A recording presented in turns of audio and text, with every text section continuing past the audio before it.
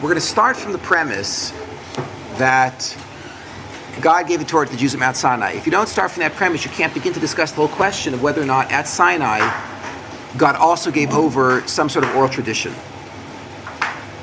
But assuming what we've already discussed, which is, did God give the Torah?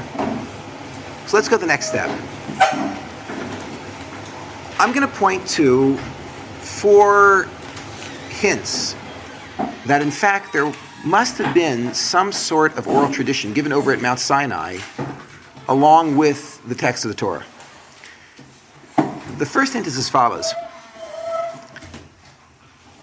When you open up a copy of the Torah, what you'll find is that the book has apparent errors, spelling mistakes, grammatical errors, syntactical errors, textual contradictions, and not a few of them, quite a lot. I'll give you an example. If you open up to the first verse of the book, there's this line. It says there, Bereshis bara Elokim et hashamayim ve'et haaretz. So you and I know that this verse should be translated as, in the beginning God created heaven and earth. But if you take a careful look at the way the verse is written, that's not what it says. The verse is written like this. Bereshit, that does not mean in the beginning. If you want to write in the beginning using the root, Resh Aleph Shin, you would write Bereshana. Bereshit is construct form. That means the first word of the Torah means in the beginning of Bara Elokim et hashamayim ve'et haaretz. God created heaven and earth. So the verse as it's written is grammatically incorrect. It means in the beginning of God created heaven and earth. And there is a word missing. What is that word? This is one example, and there are thousands and thousands of other examples like this. There is a scholar who actually went through the Torah and noted every time that the Torah has a verse which is unreadable, either because of a grammatical mistake or a spelling mistake or a syntactical error or a textual contradiction. Now, if you get a hold of this man's book, you can take a look at how flawed the text of the Torah is, and you'll be shocked. I'll tell you the name of the book. You can probably get a copy over Amazon. In scholarly bookstores, you can probably get copies of this book as well. The book is called Chumash with Rashi. Because as you all know, Rashi's rule was Rashi would not write on a verse which was readable. He only wrote on verses that were fatally flawed. So if you want to see how messed up, how flawed the verses of the Torah are, just get a hold of this scholarly text called Chumash with Rashi, open it up, and any page where there is no Rashi, the verses on that page are okay. And you start to flip through and you realize that there are how many pages without Rashi? Yeah, okay, right. If you find one, you're doing pretty good. Because virtually every single verse in the book is problematic. Every verse is unreadable because of one of these apparent mistakes. If you believe that God gave the Torah, you have to come to one of 2 conclusions. One possibility is that God is mentally retarded. The other possibility is that these are not flaws at all. But each one of these textual anomalies is really a purposeful, stylistic manipulation inserted into the text as a flag to hint to you about some deeper message that's happening there. I'll give you an example of what I'm talking about. Take this first flaw, apparent flaw. Bereshis bara Elokim et hashamayim ve'et haaretz. In the beginning of, God created heaven and earth. Go ahead and read the verse literally, and the mistake goes away. If you just read exactly, literally what it says in the verse, you'll see the apparent mistake disappears and there's a deep meaning that's revealed. To appreciate this, I'll just give you a little bit of background. There was a man who headed the city of San Francisco. His name was Mayor Moscone. He made some very off-color remark, and an aide who was working on staff was very offended by what he said. And this aide went that night to a friend of his who owned a gun shop and asked his friend if he could help him out. His friend said no problem at all. And his friend sold him a .45 Magnum gun with exploding bullets, with hollow tip bullets. So every bullet makes a hole about 4 inches wide. That night, the fellow went home, he got a good night's rest, woke up perky the next morning, ready to rush off to work, headed off first thing in the morning to go greet the mayor. He didn't have time to eat breakfast, but what he did was he stopped on the way at a 7-Eleven, and he picked up a box of Twinkies. Now, on the way to work, he ate the entire box of Twinkies for breakfast, and when he arrived at work, he walked into the mayor's office. The mayor was in the middle of a meeting with a bunch of city councilmen, and this aide walked up to the mayor and said to the mayor, "Mr. Mayor, I'm very disappointed with your attitude towards homosexuals, and I've come to express that." And he pulled out a .45 Magnum gun, put it up against the mayor's chest, and pulled the trigger. Okay. The mayor was splattered on the wall in pieces. The city councilmen who were sitting in the room were concerned. They were diving underneath tables, and this guy was taking pot shots at the city councilmen trying to kill them. And this whole thing is taking place in City Hall, where there are hundreds of policemen. So the police hear these cannon shots going off in the mayor's office, and they come careening down a hallway, burst into the room, and they see this man standing there with a smoking .45 trying to kill the city councilman. The mayor is in pieces on the wall. The police tackle this guy. They get him on the ground. They handcuff him. As they're picking him up off the ground, he says, "I killed the mayor because I hate him because of his policies." Okay, now, this is an open and shut case, right? You have a smoking gun, you have a ballistics report, you have 15 witnesses. The guy is going to get the electric chair, except it was California. His attorney, he got himself a very clever Jewish attorney. And this attorney launched, I don't know if you want to call it the most famous or the most infamous legal defense in California state history. It was called the Twinkie defense. And what the lawyer did was he had his client tested for hypoglycemia. And he found that his client had a slightly more than normal insulin reaction when he ate sugar, which after the sugar high brought his sugar very, very low. And based on this, he pled temporary insanity. The case that he made was that when the man ate the entire box of Twinkies, his blood sugar went through the roof, very, very high. They timed the insulin reaction. It turned out if he would have consumed the entire box of Twinkies at the 7-Eleven, then the lowest blood sugar level would have been at the moment he was pulling the trigger. And his blood sugar would have recovered a few moments later, about the time they were picking him up off the ground, which is why he had the common sense to confess and say that he had shot the mayor. The case was tried in California. The man who murdered Mayor Moscone was acquitted based on the plea of temporary insanity. Today, the man who killed Mayor Moscone walks the streets of San Francisco. They did put an injunction on him that he's never again allowed to eat Twinkies. But besides this, he's free. Okay, now, in the closing arguments, this attorney said, "You cannot convict my client because every single one of you was taught in high school that there are only two determinants of human behavior. There's nature and nurture. There's genes and environment. My client's genes are hypoglycemic. My client's environment was Twinkies. When you combine the two, there is no such thing as free will. I mean, after all, in high school, did they teach you about a nature and nurture free will controversy? It was always, what are the components of human behavior, nature, and nurture? So given that's the case, there is no such thing as free will. And my client was driven by Twinkies to kill the mayor. So therefore, you cannot convict him because it was not within his power to stop himself." Comes the Torah in the first verse to respond to this claim. The Torah says, "Bereshis bara Elokim et hashamayim ve'et haaretz." Read that literally. Bereshis.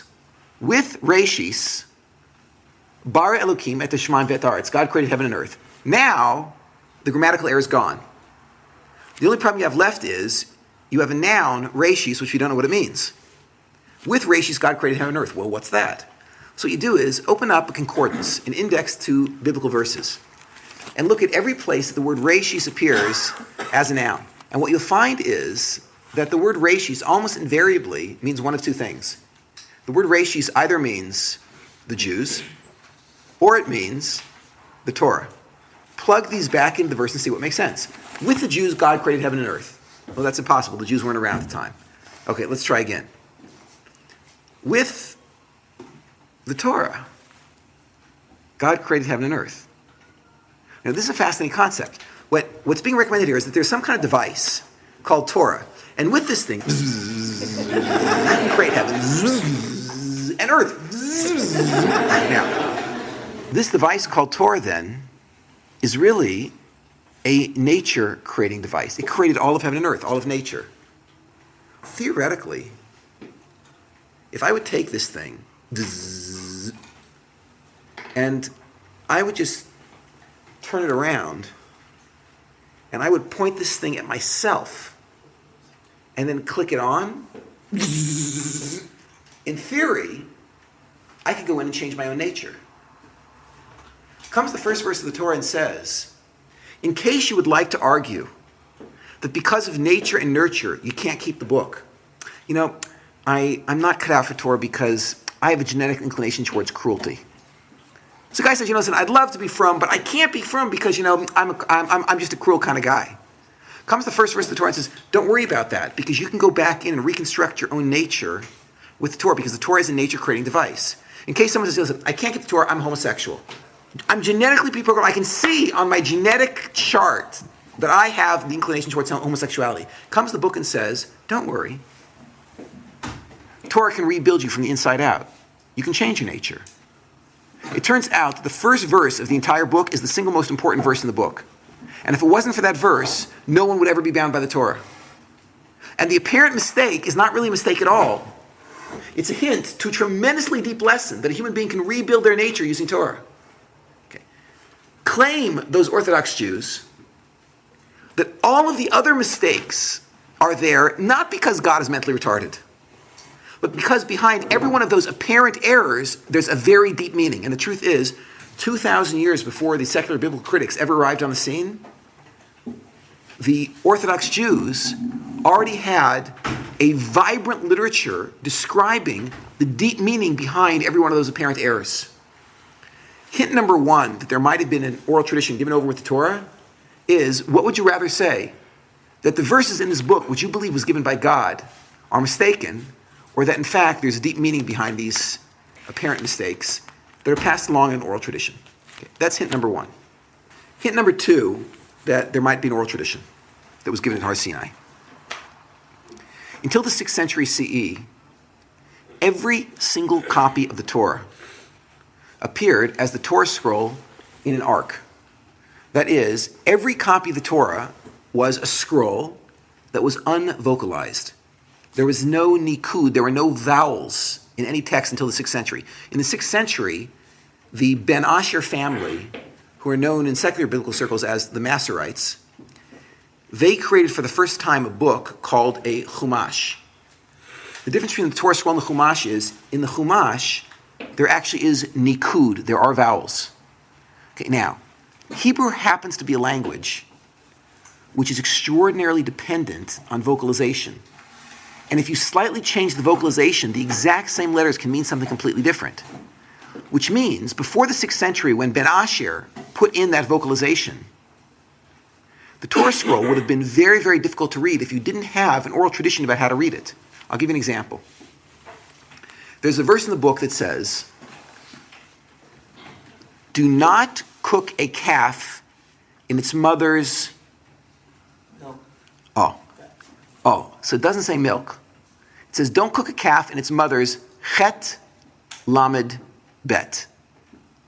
Now that word chet lamed bet can be vocalized one of two ways. Either chalav, which means milk, or chelev, which means fat. A specific part of the fat on a specific part of the animal. Now, what did God forbid? Did he forbid cheeseburgers or fat burgers?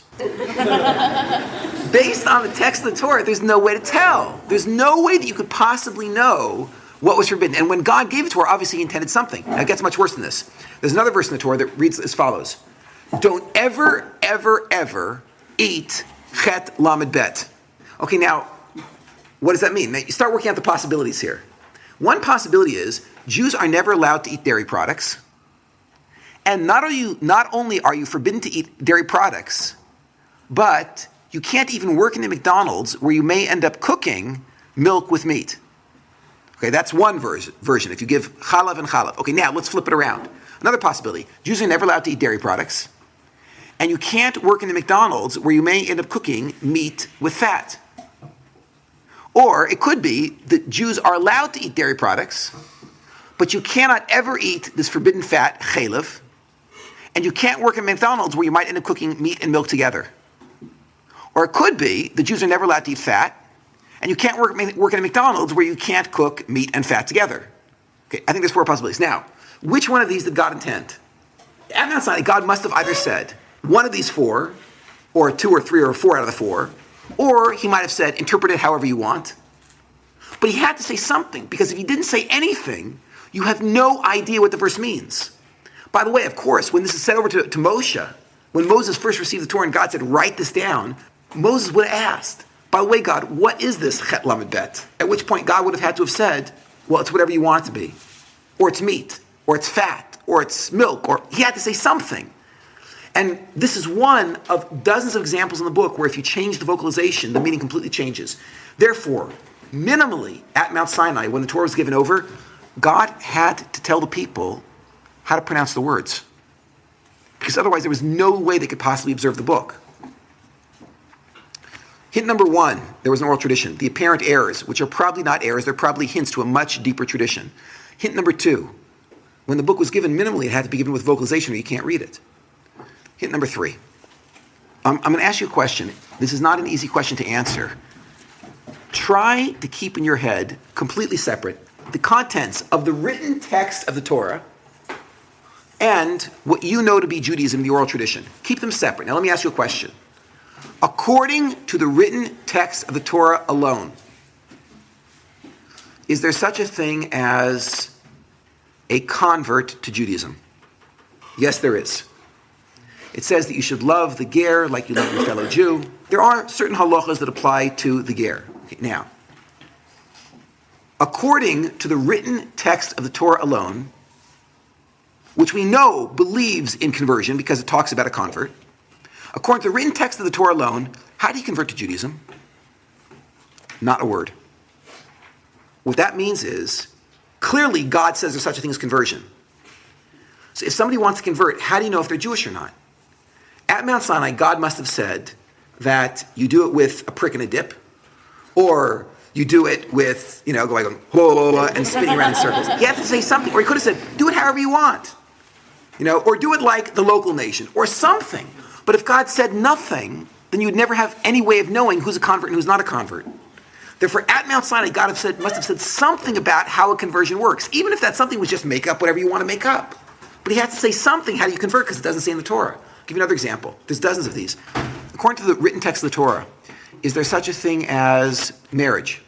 Yeah. Of course. A woman is only allowed to marry one man. When a man marries a woman, he owes her food, clothing, conjugal rights. There are verses in the Torah that discuss these things. Okay, now let me ask you. According to the written text of the Torah, how does a man and a woman get married? How do they do that? Doesn't say. How do you know if you're married? Now, this is not so problematic for a man who can marry more than one woman. For a woman, it's extremely problematic. Maybe you get married to a man by passing him in a hallway.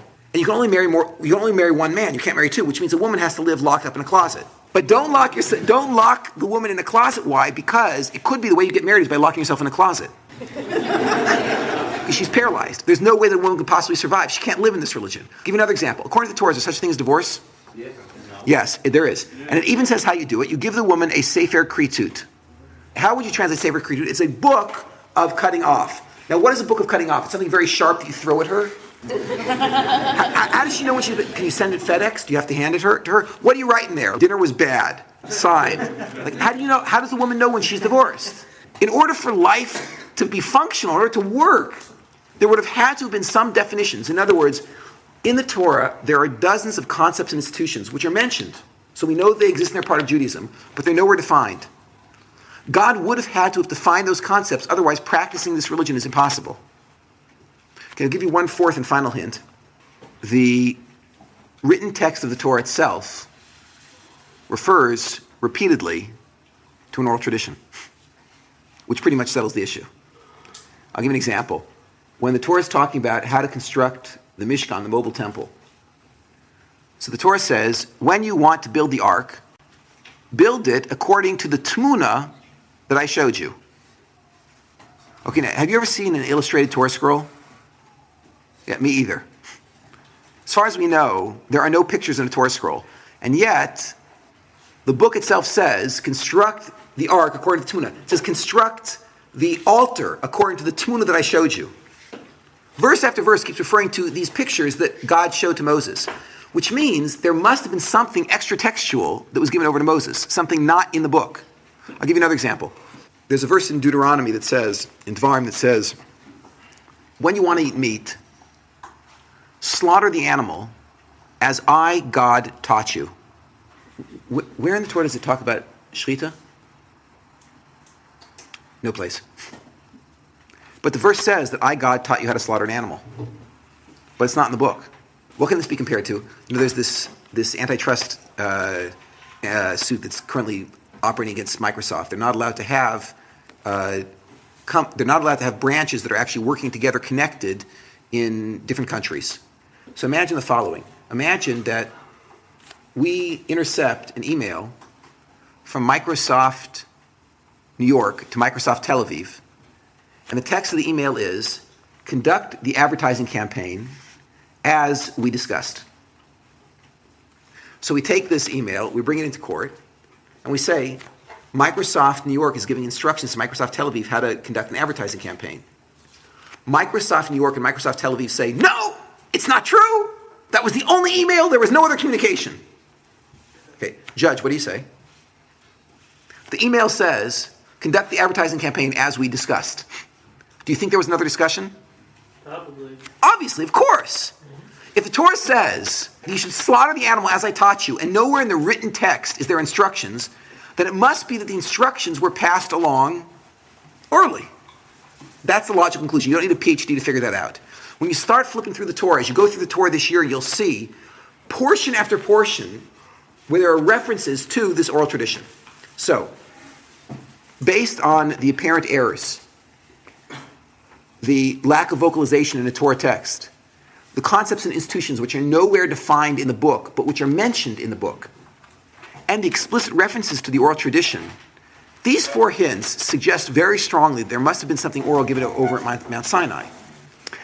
The only question is now, who's got it? Where could it possibly be? It was definitely given. The question is that thing still around? And if so, who's got it? Let's address the question of maybe the oral tradition is just simply not around today. So let me ask you, when God gave the Torah, based on the text, if you had to infer from the text, would you guess that he only wanted the first generation of Jews to follow the Torah? Or is there something in the text that hints to you that maybe he wanted the second generation to follow it as well? We're still alone. Oh, that's a good hint. Yeah. He says, teach your children's children, this is an eternal covenant, right? I want this to go on forever. Clearly, he wanted every generation of Jews to follow the Torah. Let me ask you something. Can you follow the Torah if you can't read it? Can you read the Torah if you have no vocalization and concepts and institutions which are nowhere defined? No, you're dead in the water. Which means God would want the oral tradition to be around intact someplace. Therefore, in theory, the oral tradition should be bouncing around this planet someplace, and the only question we've got to figure out now is, how can we possibly identify who's got it? So I followed the following line of reasoning. You'll tell me if this is logical or not. Whoever is carrying God's explanation of the God-given Torah has got to believe that God gave the Torah. So that severely limits the field. What groups on this planet believe that God gave the Torah? There's 5 groups, I think. Those 5 groups are all members of Baha'i faith. Baha'i faith are break off from the Shiite Muslims. Every single Sikh on the planet, the Sikhs believe that there were a number of books that were given by God to man. Among those books were the Psalms. They also believe the Torah was given to the Jews at Mount Sinai. So you have every single Sikh, every single member of Baha'i faith. You have the vast, vast majority of Muslims. Why? Because the Muslims believe that the Torah was given to the Jews, then it was replaced by the New Testament. They believe that Jesus was a prophet, the Muslims. They don't believe he was God, but they think he was a prophet. And then, just as Jesus replaced the Torah with the New Testament, so too Muhammad replaced the New Testament with the Quran. But that means they believe that God gave the Torah to the Jews. And if you ask a Muslim, they'll tell you, in fact, God did give the Torah to the Jews. But I only say it's the vast majority of Muslims. Why? Because there are, especially in America today, there are some secular Muslims who don't believe that God gave the Quran either. So they also reject that God gave the Torah. But you're talking about well over 90% of the Islamic population. So you have all the Baha'i faith, every member of Baha'i faith, every member of the Sikhs, the vast majority of Muslims, I'll say more than 50% of Christians. The reason I have to exclude a large segment of Christians is because there are a number of secularized Christians. So those secularized Christians who don't believe that God gave the New Testament, they also don't believe he gave the Torah. So you have all of the Sikhs, all of Baha'i faith, the vast majority of Muslims, most Christians, and a tiny minority of Jews believe God gave the Torah to the Jews. Okay, now, let's start going through these groups and seeing which of these groups might be carrying the oral tradition. Walk up to your local Baha'i faithnik or Sikh and say to them, excuse me, could you tell me something about the Jewish oral tradition? So what will they say? They'll say, does that have to do with the dietary laws? What do you mean oral tradition? So if you say, no, it's something that was given at Mount Sinai that's not written down, they'll say, we never heard of such a thing. Right? Why? They have never heard of such a thing. It's completely off their radar. Walk up to a Muslim and ask the Muslim, have you ever heard of the Jewish oral tradition? The Muslim will say, yeah, it's a lie. There never was a Jewish oral tradition. It was a lie made up by the rabbis. Why will a Muslim say that? Because the Muslims accept that Christianity was true, except Jesus wasn't God. And Christianity had to come and deny the Jewish oral tradition because according to the Jewish oral tradition, the Messiah was supposed to get all the Jews to be from. He was supposed to rebuild the temple, lead the Jews in wars, eventually make goodness prevail in the world. And Jesus did none of these things. So therefore, the Christians had to reject the Jewish oral tradition as being a lie made up by rabbis. Otherwise, Christianity could never get off the ground. And since the Muslims accept Christianity, both the Christians and the Muslims say there never was a Jewish oral tradition. By the way, what will they do if you start showing them these 4 hints for an Jewish oral tradition? They will stammer. That leaves one possible group who could be carrying an oral tradition on this planet, and that is the Jews. Among the Jews, there are all sorts of different groups. There's the Reform, there's the Conservative, there's the Reconstructionists, there's the nudist groups in California. Yeah, there's all these different groups. Now, of these groups, who believes in a God-given oral tradition? So it's very easy to work out. They've all made public statements on the matter. The Reform, they broke off 200 years ago, especially the Pittsburgh Convention, saying God didn't even give the Torah. The Torah is a man-made document. It was not written by God, and certainly there's no oral tradition. It was at the Pittsburgh Convention when they actually condemned Brit Milah, circumcision, as a barbarous cruelty and a throwback to our African roots. They came out against kitchen Judaism, against keeping kosher. The first Reform rabbinical ordination ceremony, they served frog legs a la creme and all sorts of other interesting non-kosher foods in order to make the point that God did not give the Torah. So from the very, very, very beginning of the Reform breakoff, there was a complete rejection of a divine Torah, let alone a divine oral tradition. Therefore, the Reform couldn't be carrying it. They reformed the tradition. They broke away from the tradition 200 years ago. Much, much later, an argument broke out between the leaders of the Reform movement, Wise and Frankel, who initially was part of the Reform movement, broke off to the right. Frankel ended up becoming the grandfather of the conservative movement. Frankel said that if you continue to force Jews to abandon their traditions, you're going to inspire a rebellion. And therefore, he advised the Reform movement, cut it out, like slow down, stop shaking the Jews by the collar and tearing them away from their traditions. Eventually, they're going to rebel and go right back to Orthodox Judaism. And therefore, Frankel said, the whole goal is to move the Jews forward so slowly that no one notices the forward progress. Make every change so apparently natural that no one actually realizes the Jews are being secularized. And in this way, you will actually succeed in moving the Jews away from these barbaric traditions, and they won't rebel against you. And so the conservative philosophy was, don't make any public statements about whether the Torah is from God or not from God. Don't make statements about this. Just allow the Jews to slowly drift from tradition, and every time the Jews take a step to the left, rubber stamp that step, saying, yeah, that's what God intended.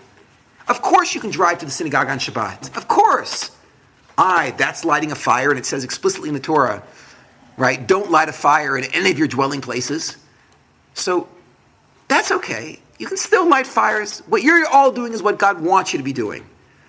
So in this way, the reform movement very quickly, the conservative movement much more slowly, allowed the Jews to drift away from the tradition.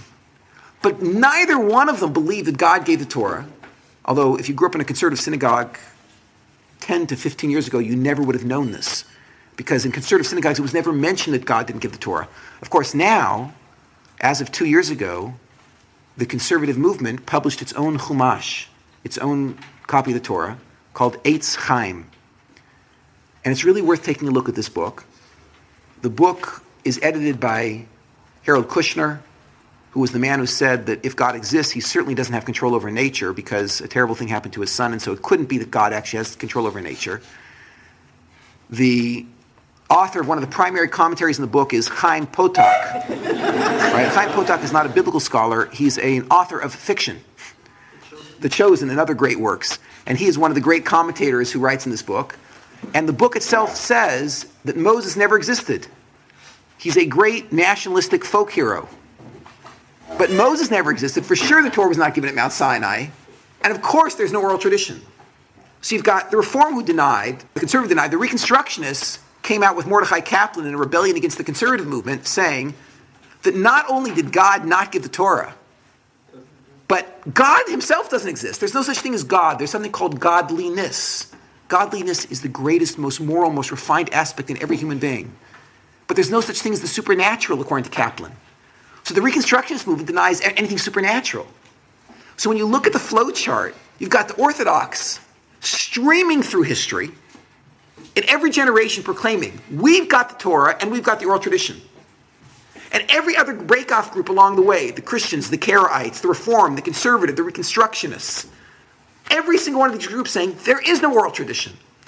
So what occurred to me was, I don't need a PhD to figure out who could possibly be carrying the oral tradition. It's got to be out there someplace, and there's only one group that could be carrying it. That leads to the whole question of corruption. But come on, I mean, Kellerman, let's be reasonable. Are you telling me that for 3,000 years, an oral tradition was passed father to son, teacher to student, and it's intact today? Haven't you ever played the game of telephone? So, I believe that there are two answers to this question. One that I do not like at all, but I think it's true, so I'll tell it to you. But I don't like it. It emotionally does nothing for me. And one that I love, and I think you'll appreciate as well. The one that I don't like, but which is true, is this. If God is good, would he want the Torah to be forgotten? No. If God is omnipotent, could he prevent the Torah from being forgotten? If God is omniscient, would he know the Torah is about to be forgotten? Yeah. So, given this is the case, if necessary, God would make a miracle to prevent the Torah from being forgotten. Or another way of saying that is, if God wants the oral tradition intact, then it's intact. All right, it's clean, it's logical. I hate this answer because emotionally it's pretty flat. Okay. Now I'll give you one that I love. Several years ago, I received a phone call from an Orthodox youth group in the United States called NCSY. Ever heard of this group? Yeah. Their region in California, on the West Coast, was having a convention, and they wanted to know if it would be possible for me to come out from Israel to their convention and speak for them.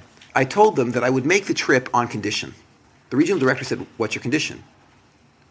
I said, "I want total control, not only over the educational portion of this regional convention, I would need total control over the recreational portion as well." So the director said, "What do you mean?" So I said, "I'll explain." I told him what I meant. He said, "Kellerman, they're all yours." It took me 2 weeks to plan the program. I flew out to California. They took over a hotel 45 minutes north of LA. I arrived at the hotel early. Nobody knew who I was. I was just a guy sitting in a corner. As per my instructions, when 220 NCSYers arrived to take over this hotel, they were immediately told by the madrichim and madrichot, by the counselors, take your luggage to your rooms, put your luggage down, and come immediately downstairs to the ballroom for the icebreaker. Okay, now apparently this is something normal that happens in NCSY. When kids first arrive, there often is an icebreaker, so no one was suspicious.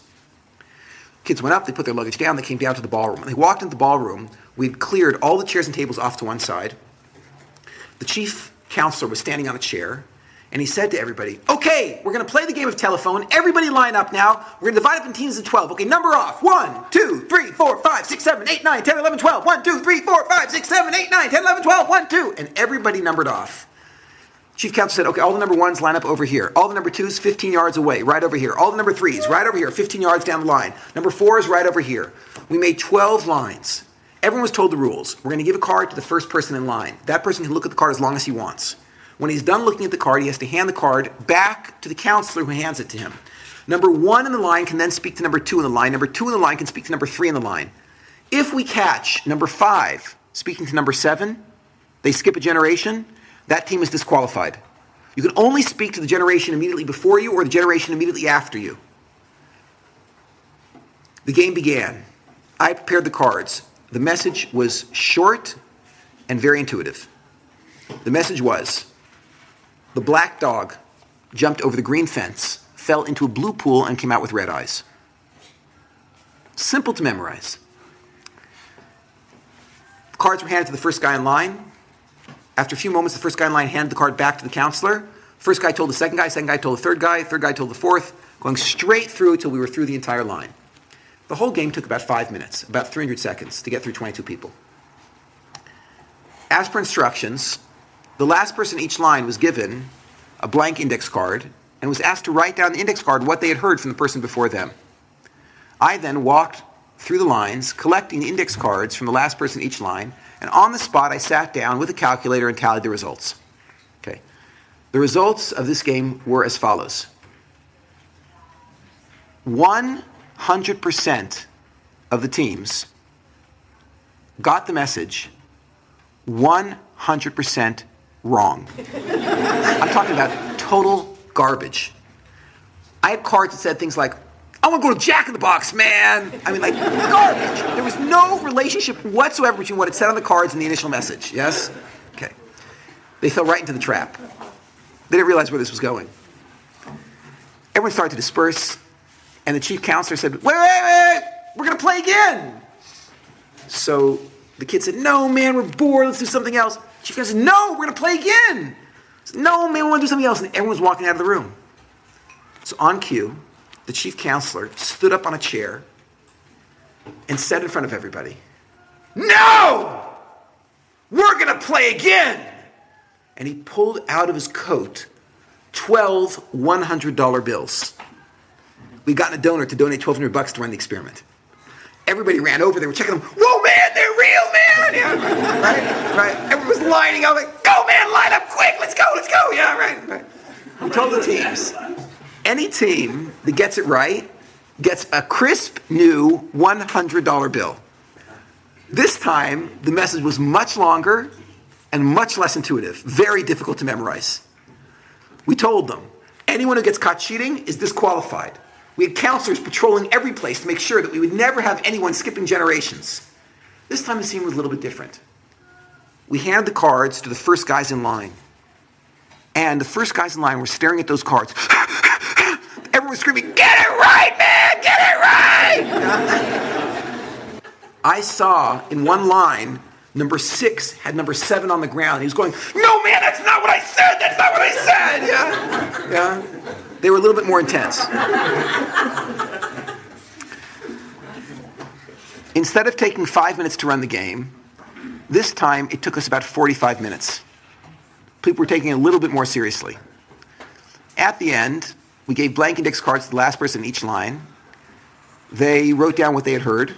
I went by, collected all the index cards, sat down with the calculator, and calculated the results. Okay. This time, on the second run of the experiment, there were 2 teams who came up with total garbage. And the people on those teams were saying, who did it? I'm going to kill him.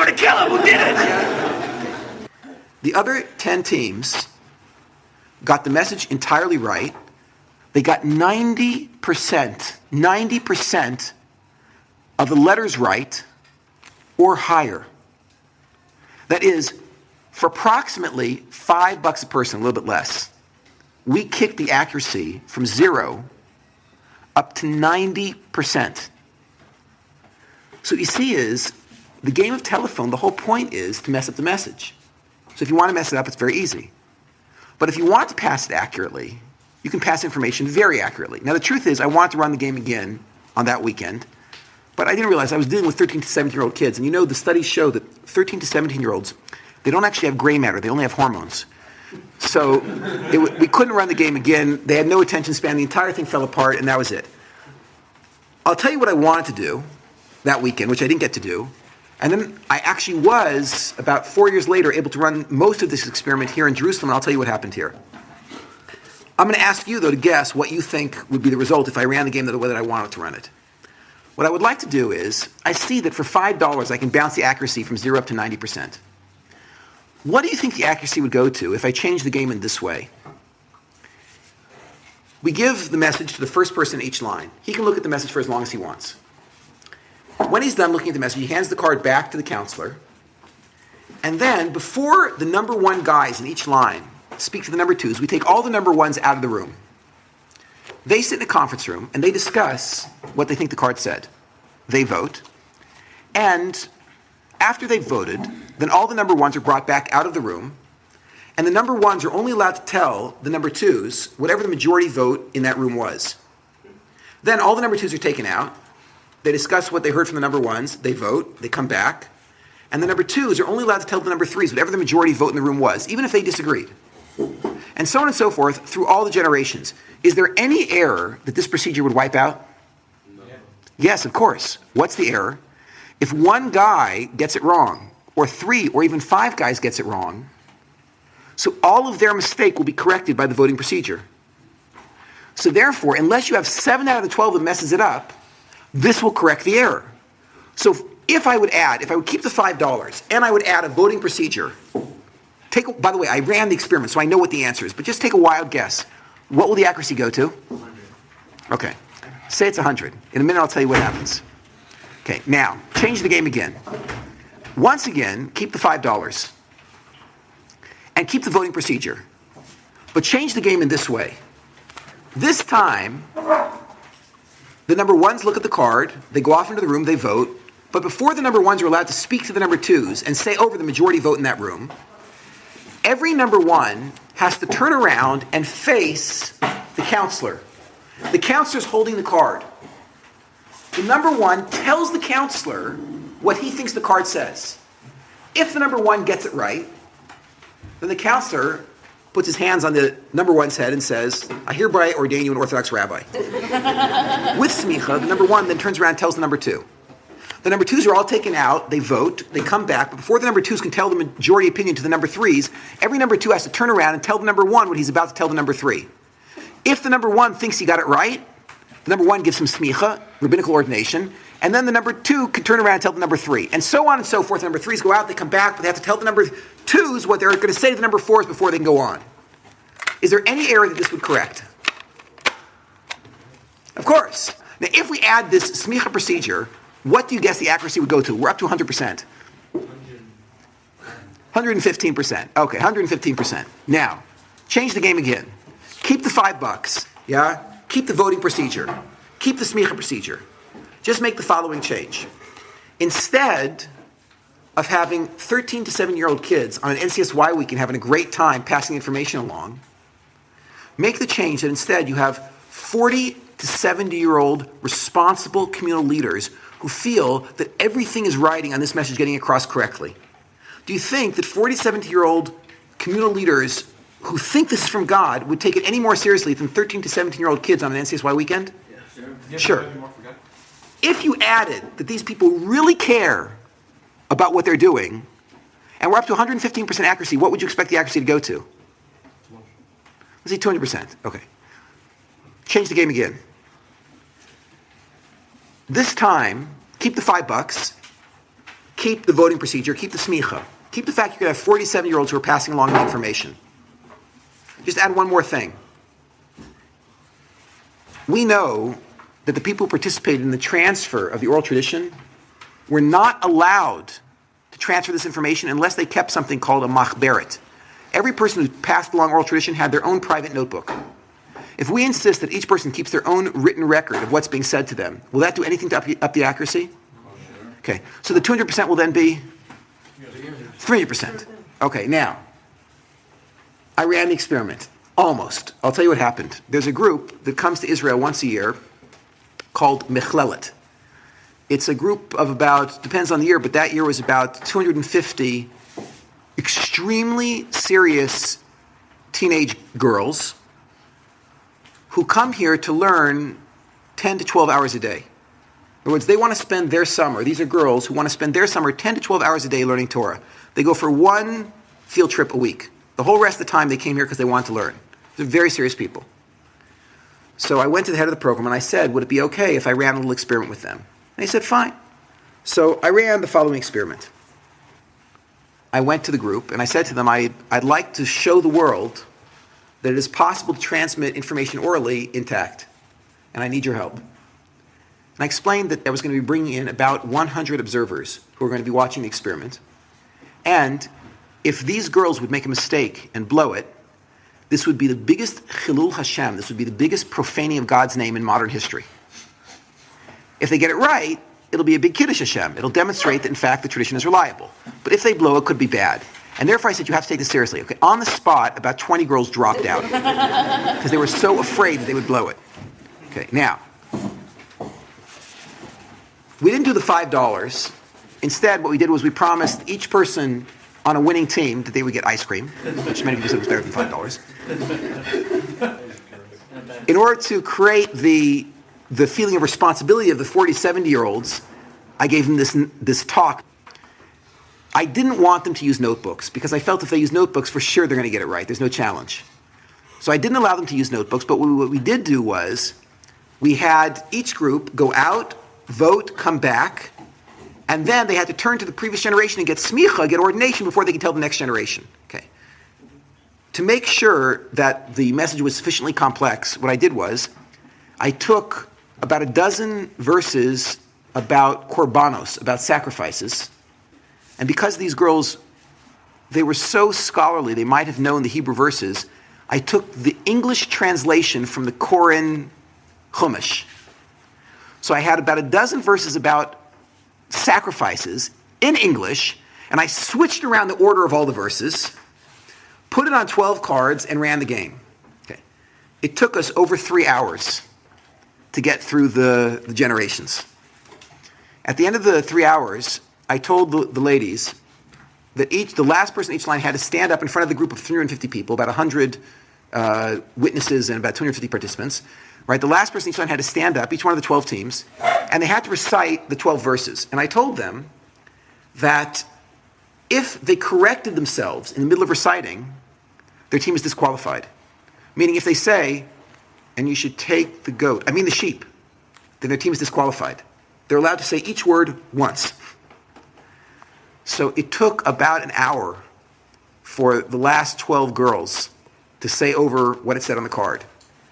And one by one, each girl said it over. And when the 12th woman had said over every single word of these dozen verses perfectly, the entire group of 350 people exploded into a standing ovation, demonstrating that even without the notebook, the system is so foolproof that the information can be passed accurately. Now, of course, this is only about a dozen verses. And you could argue that, of course, the oral tradition is far more vast than a dozen verses. But realize that you have a lot more than 3 hours to master the oral tradition. What we've demonstrated is that the technology that was used to give over the oral tradition would make it unnecessary for there to be a miracle to keep it intact. Now, of course, if God wants the oral tradition to be intact, it will be intact. Which means if God needs to make a miracle, he'll make a miracle to make sure it remains intact. But the reality is that you probably will not require a miracle to keep the oral tradition intact because the system is so good for giving it over that we see practically it works. By the way, there is no copyright on these experiments. You can run one yourself if you don't believe the oral tradition can be passed intact. Go ahead and run it yourself. You'll see right away. By the way, realize that every professional training program in the world uses a combination of two things: written texts and oral tradition. Medical schools, law schools, none of them depend on text alone. They all have lecture that's being given over as well. If you go to art school, any place you go, right, the way they give information, and you depend on this information. The bus drivers learn how to drive their buses through an oral tradition. Everyone learns. Astronauts learn how to go to the moon with an oral tradition. It's passed to them orally through lecture. And it's done accurately because there's accurate checking procedures and testing procedures. And that means the information can be passed over accurately. So what we've now established is there had to be an oral tradition given at Mount Sinai. It's got to still be intact today. There's only one possible carrier, that's those Orthodox Jews. And there's no reason to believe that it was ever corrupted. That leads to the question, however, of machlokas. What do you mean it wasn't corrupted? When I open up Talmudic texts or Midrashic texts, I see that there was tremendous disagreement among the rabbis. One rabbi says X, the other rabbi says not X, and more. If you ask the same question to two rabbis at your yeshiva, the odds are you will get two completely different answers.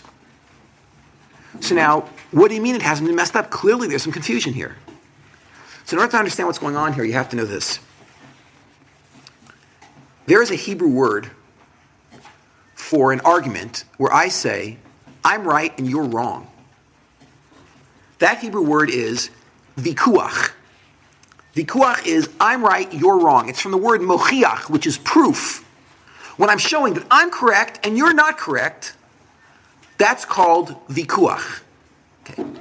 There is no record in any Talmudic source of vikuach among Talmudic authorities. And there's no vikuach between any of your rabbis. In the Talmud, the word that we use is machloket. Could someone tell me what is the three-letter Hebrew root of the word machloket? Chelik, which means part or portion. When there's a machloket, those Orthodox Jews think that one person has one portion of the truth, one aspect of what is said at Sinai, and another person has another aspect or portion of what was said at Sinai. This explains a line that appears over and over again in the Talmud, which otherwise is very, very difficult to explain. Two rabbis are fighting. One says X, the other says not X. And the Talmudic editor jumps in and says, Elu ve'elu, divrei Elokim chaim. These and these are words of the living God. The Talmud says, who's right, this one or that one? They are both right. Now how can they both be right? So the Talmud tells a story at Mount Sinai of what took place. God said, I'm the Lord your God. Every single Jew present dropped dead. God sent angels revive them. As they were getting up off the ground, one guy said to the other, man, that was unbelievable. God spoke. I can't believe it. Then God said, you should have no other gods before me. Boom. They all hit the ground again. God revived them. As they're getting up, one guy says to his friend, oh my God, did you hear that? God said X. The other guy said, what do you mean God said X? I was standing right here. He said Y. The third guy says, what are you guys smoking, man? It's Z. There was complete disagreement on the spot about what God had said. Even though they all agreed he said the words, I'm the Lord thy God, practically what that meant, each person received a completely unique message. This explains the Zohar that says that at Har Sinai, at Mount Sinai, there were 600,000 Torahs given over. Now, why would God do such a thing? Why would he give over 600,000 Torahs? Well, how many adults were standing at Mount Sinai?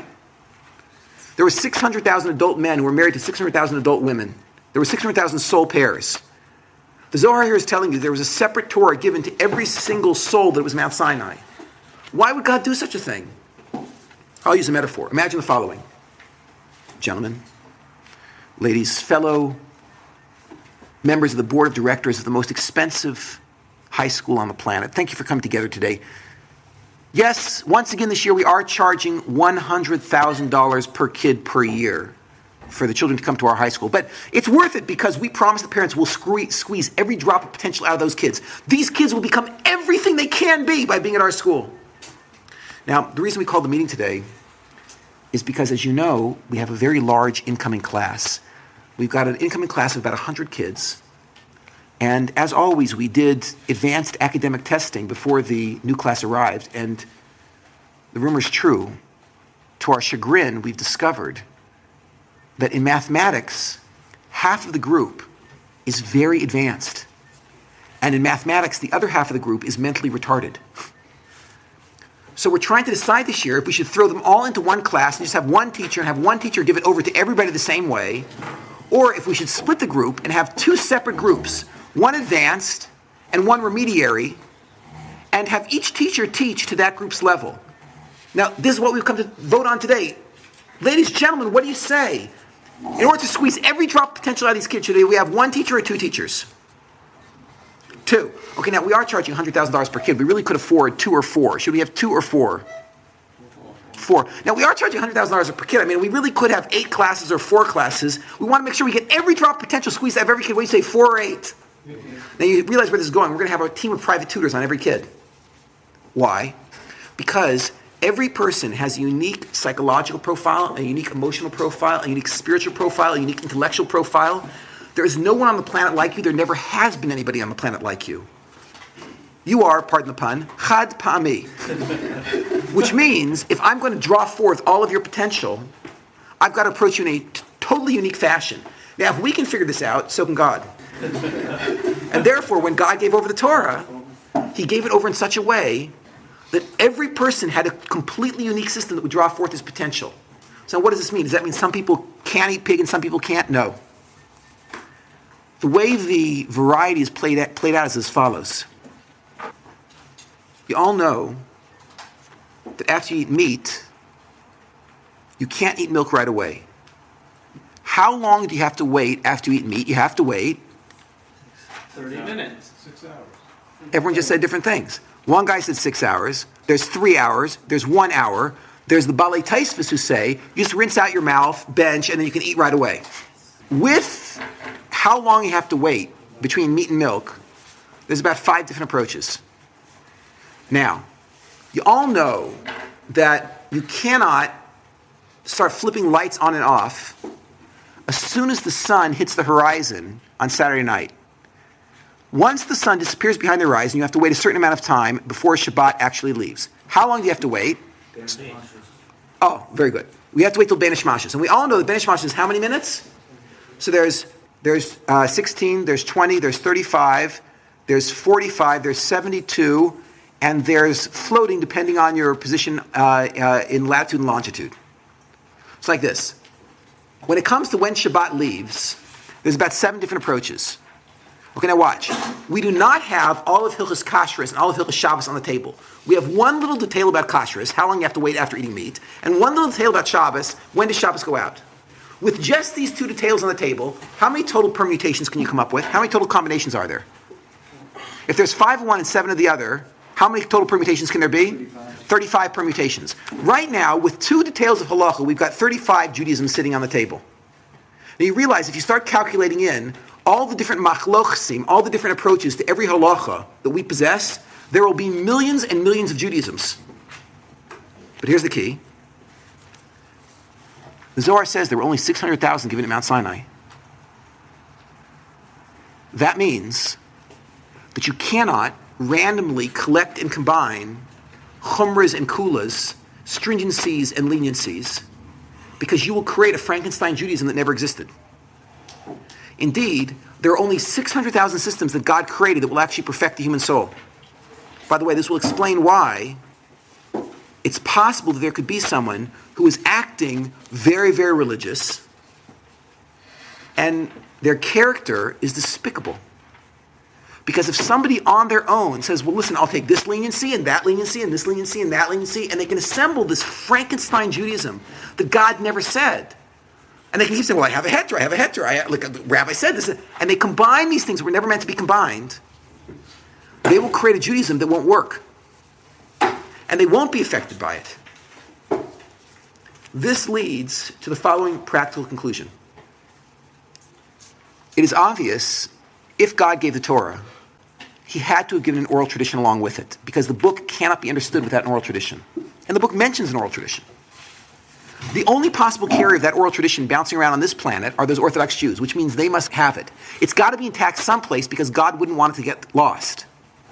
And we see there's no reason to believe it would ever be corrupted because the system is so good, and even if there was a flaw in the system, God would make a miracle to keep it intact. That means there is an oral tradition available today, and those Orthodox Jews have got it. But of all the millions of possible permutations, there's only 600,000 which are actually Judaism given at Mount Sinai. Which means, if you would like to practice Judaism, there's only one option in front of you. You've got to go get yourself a real live teacher who heard from somebody, who heard from Moshe at Mount Sinai. Otherwise, there's no way you'll ever be able to find out what was said at Mount Sinai, because you can't figure it out from books combining different approaches. Can Can you think of any Jewish text that hints that you've got to have a real live teacher who gives you over the oral tradition that he received from his teacher about what Moses said? Say? What does it say in Pirkei Avos? Aseh l'charav. Happens to be, the Mishnah is very terse in its phraseology. There's almost nothing that's repeated in the Mishnah, and yet in the first chapter of the father of all Mishnahs, Pirkei Avos, it says twice, get yourself a real live teacher. You're beginning to appreciate why. Because the only way that you could ever know what Moses said at Mount Sinai, the only way you could ever know the vast majority of Judaism, which is oral tradition, would be if you came to yeshiva and you sat and you sucked up from your teacher what he heard from his teacher, who heard from his teacher, who heard from Moses. I'll leave you with this metaphor. Ladies, gentlemen, fellow members of the surgical instruction staff here at Harvard Medical School, thank you for coming together today. Yes, the rumor is true that we, the deans of Harvard Medical School, are terribly disappointed with your performance as surgical instructors. Excuse me, I know you train the best brain surgeons in the world. Just a minute, I'll explain. As I was saying, we're very disappointed in your performance because it has reached our attention that you, the brain surgery staff here at Harvard, have been training 30 brain surgeons a year. Do you know how many people die every year because they can't get to someone who is a Harvard-trained brain surgeon? If you would be training 300 or 3,000 brain surgeons a year, that would be an accomplishment. 30? You're murderers! And therefore, we, the deans of Harvard Medical School, have decided to make a small change in the way that we run things here at Harvard. And that is that, yes, there's a man passing out literature assignment forms. Could each of you please take one of those forms? What you're supposed to do is, each day, when you give your medical students a literature assignment, just please write down this sheet of paper. Submit these to our office daily. We are going to make plates of every literature assignment that a Harvard Med School student reads during his 4 years here at Harvard Med. Starting tomorrow morning, the rumor is true, when you walk into your classrooms, there will be a professional studio team there, and they're going to hook you up to recording equipment. Please cooperate. They're going to record every lecture in brain surgery that you give here at Harvard over the next 4 years. We've already hired a professional transcription team. They're going to transcribe all of these tapes, and they're going to put them into a 10-volume set. That 10-volume set of all the lectures given during Harvard Medical's brain surgery instruction program will be bubble-packed along with another 10 volumes of all the literature that you read when you're training as a Harvard brain surgeon. And this 20-volume set will have a red, white, and blue sticker put on it that says, "Become a Harvard brain surgeon." Then we're going to sell this thing over Amazon.com and Barnes & Noble. And then anyone who wants to do brain surgery can just read the books and start cutting. Isn't this a great idea? Okay, now, how many people in the room would allow somebody to open up your head who would learn brain surgery from a book? I'll give you another metaphor. Every person in this room got here by flying on a plane. Now imagine, you're walking down the skywalk to get on the plane.